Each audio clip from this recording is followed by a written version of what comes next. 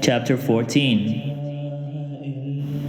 On one occasion, when Jesus was going to the house of a leader of the Pharisees to eat a meal on the Sabbath, they were watching him closely.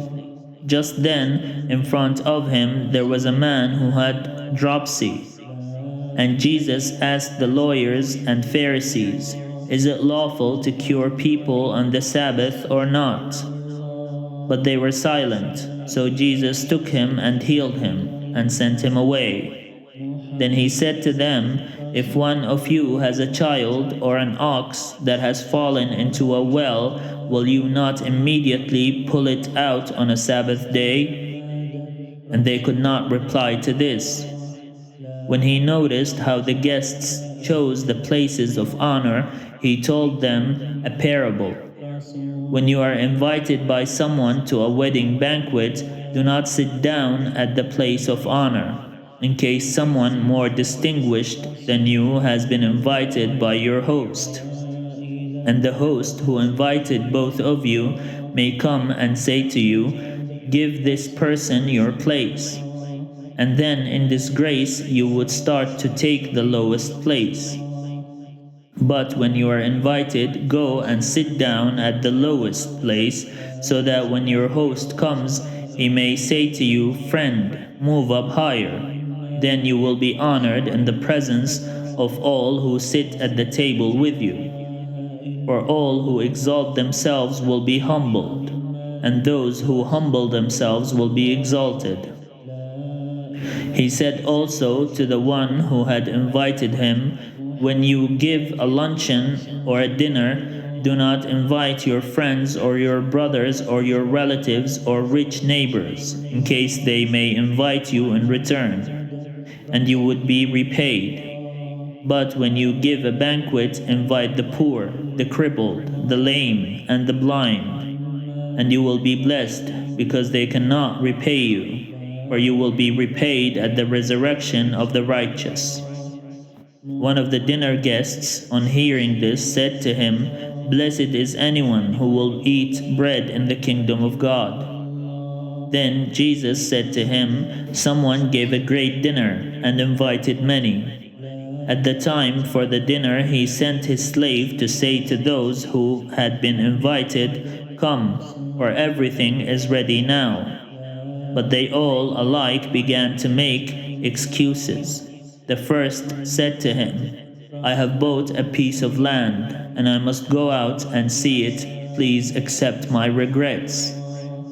Another said, 'I have bought 5 yoke of oxen, and I am going to try them out. Please accept my regrets.' Another said, 'I have just been married, and therefore I cannot come.' So the slave returned and reported this to his master.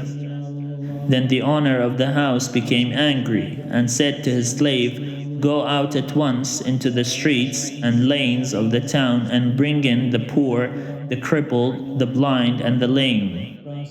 And the slave said, 'Sir, what you ordered has been done, and there is still room.' Then the master said to the slave, 'Go out into the roads and lanes, and compel people to come in, so that my house may be filled. For I tell you, none of those who were invited will taste my dinner.' Now large crowds were traveling with him, and he turned and said to them, 'Whoever comes to me and does not hate father and mother, wife and children, brothers and sisters, yes, and even life itself, cannot be my disciple. Whoever does not carry the cross and follow me cannot be my disciple. For which of you, intending to build a tower, does not first sit down and estimate the cost, to see whether he has enough to complete it? Otherwise, when he has laid a foundation and is not able to finish, all who see it will begin to ridicule him, saying, 'This fellow began to build and was not able to finish.'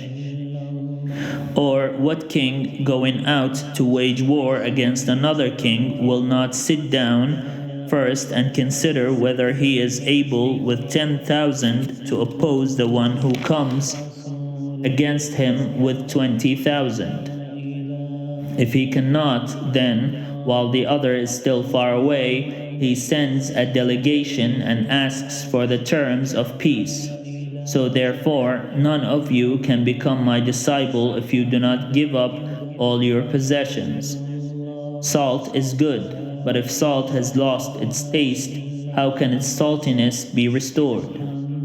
It is fit neither for the soil nor for the manure pile. They throw it away. Let anyone with ears to hear listen.